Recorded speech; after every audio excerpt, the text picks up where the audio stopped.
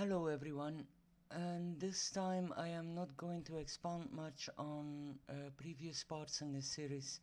In short, I started digging into the animistic relics in ancient India and more specifically the Anthill worship. I propose this to be a representation of the primordial mount, of which many religions speak in their creation myths.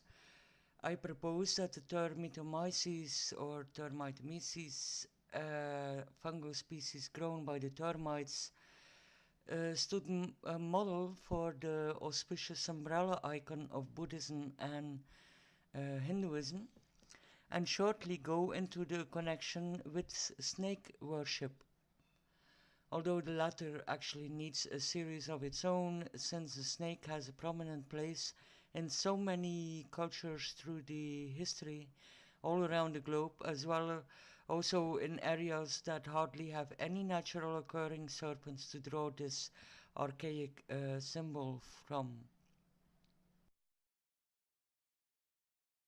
Although there are those who claim the symbol of the primordial mountain serpent have only one single origin, which would be a celestial one, I disagree strongly with those statements. Humanity has a very long past in which they have survived a large number of natural havoc, be it droughts and floods, volcanic eruptions, meteoric impacts on land and in oceans, you name it. The survival skills of our ancestors have stood the test of time, each generation adapting the myths and legends to their own time and place and havoc. For our mutual symbolism or mutual symbols to originate solely in one mythical overthrow, it almost implies a time period before this event in which no disaster struck, a mythical time, comparable to the Garden of Eden, perhaps? Well, personally, I don't buy it. And the reason for that is simply that one cannot exclude other hypotheses which are not necessarily based on Judeo-Christian narrative. By offering simple evidence and alternative hypotheses, in concreto by highlighting the similarities in symbolism found all over the world, I propose these have not necessarily sprouted from a common night sky or daytime view, or a subconscious archaic dream image, but may just as well point to an ancient contact between different peoples in different parts of the world indeed, something which is largely ignored or even denied by modern historians.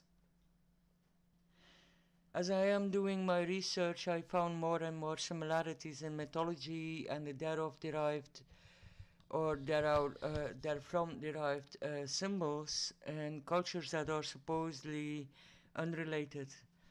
And in this episode, and I may need two parts in this one, I attempt to list up a few of those similarities, and I will start with proposing a possible distribution route for these symbols.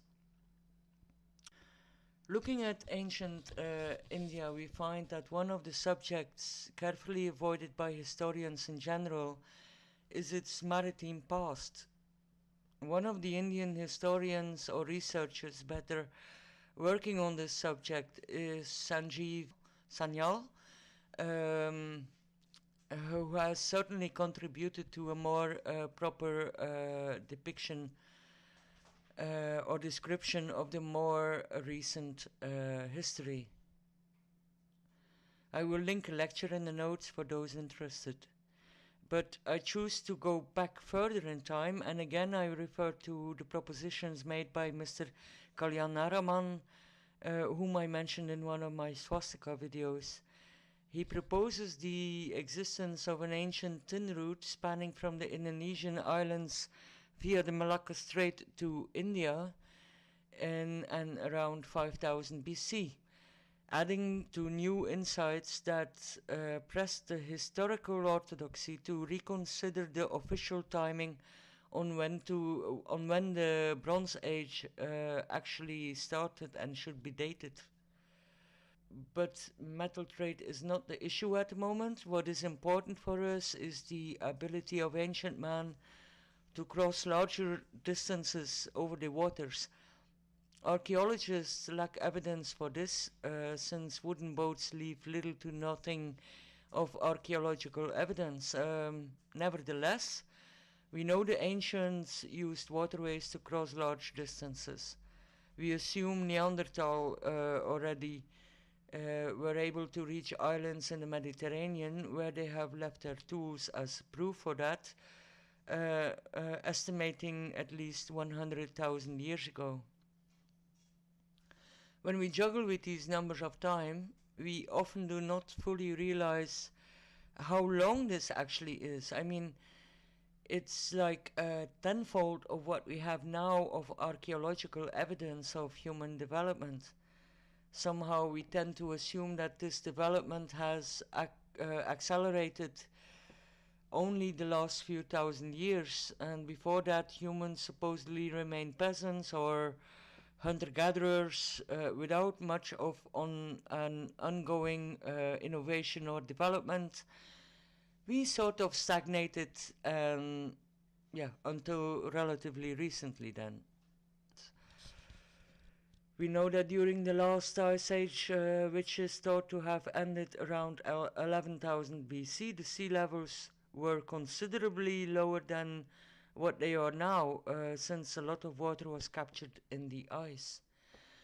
This would cause a drop of up to 200 meters of sea level, allowing a lot of land to be habitable, which is now below the sea surface.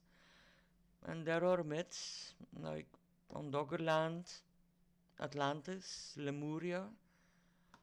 Is it so much of a stretch to assume that some of the humans that lived during the last glacial knew how to make swift boats to travel across large distances, going from island to island across oceans? Well, it seems a too far stretch for the majority of the historians. Like I said, Kalyanaraman proposes a long-distance trade between India and the Malacca Strait, going back 7,000 years. And when I looked into it, I immediately found these people referred to as sea nomads or sea gypsies. These communities have been living on and in the ocean for millennia. Hard to say exactly how long, but certainly long enough for their genes to have adjusted to it, allowing them to remain underwater a very long time compared to us land rats. To this day, a dwindling number of tribes still live in Southeast Asia mainly. Even the groups living in the coastal areas of China are considered to be from the same genetic pool. What is called the Malay race by some are a largely dispersed people, basically regarded as Austronesians. They belong to a small racial subdivision that lives on a huge area, their ascendants being spread over the Pacific Islands from East Asia to Vanuatu, from Alaska to Peru, and all islands in between. Recently, many studies have been done allowing the generally considered historical developments in the ancient times of the archipelagos of Southeast Asia to be adjusted and more specified than, let's say, 30-40 years ago. Some historians have come to understand the importance of the maritime contacts as one of the main inserts needed for development, not only economically but also technically. The wealth in cultural diversity in the archipelagos around the Malacca Strait in particular testifies, in my honest opinion, for its importance to ancient maritime trade networks. There is an excellent diptych made by Gabi Plume and Company called Skeletons in the Cupboard and Cousins Across the Sea, in which they show to a large extent evidence of maritime contacts between the Pacific, across the Pacific, I mean, in ancient times, and it provides evidence for the hypothesis of ancient inhabitants of the Polynesian and the New Zealand islands long before the Maori arrived there. The Maori are considered to be of Taiwanese Malay descent. They, among other people, are referred to as Australasians, which is not the same as Austronesians. Maori descended into the South Pacific during the last 2 millennia, contrary to the Austronesians. The curious thing is that majority of the Madagascans is of Afro-Australasian descent, where a small minority of coast dwellers, who are ancestors of sea nomads, still carry Austronesian genes. Linguistically, they are all connected, however, to the Malayan language pool. In short, this allows a broad perspective on historical migrations and assimilation of a variety of cultures through time. The historical sea nomads were very influential on cultural development, each in their time. And it made me all wonder if there is any connection between the name Mleka, which is given to the Mohenjo-Daro area and its inhabitants, which basically means stranger or foreigner, and the name of Malacca, that place where many would pass from the Pacific into the Indian Ocean, an ancient meeting place, so to say, where novelties would be exchanged and again dispersed from. Is it a coincidence that we find around 50 symbols of the Polynesian Rongo Rongo writing that are very, very similar to some of the Sanskrit glyphs found on these numerous Indus seals? Is it a coincidence? Maybe. So what does this have to do with anthills or termite mounds, with mushrooms or umbrella worship, and the status given to snakes within indigenous cultures all over the world? My point is that the value of the ability to travel and trade over large distances in the total of human evolution cannot be underestimated.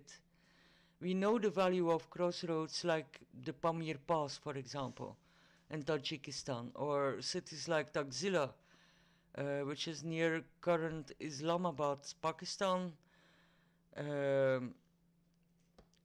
They were important places for cultural exchange between people from from the four wind directions. They left their traces for us to decipher. The absence of these traces when it comes to determining intercultural contacts by sea nomads is yet much harder to prove, especially when the orthodoxy still has a hard time accepting the major influence of nomadic people on early societies on land already, as if they were not the ones that were of crucial value for and actually enabled long-distance trade and intercultural exchange.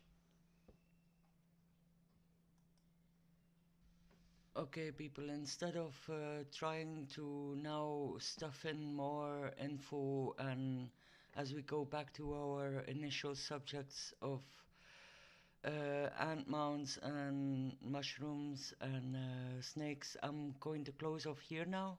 I just thought it was necessary to throw a little bit light on how I think specific symbols possibly have dispersed all over the globe. I hope you thought this was interesting, and keep an eye out for the rest of this episode. Thank you very much for watching.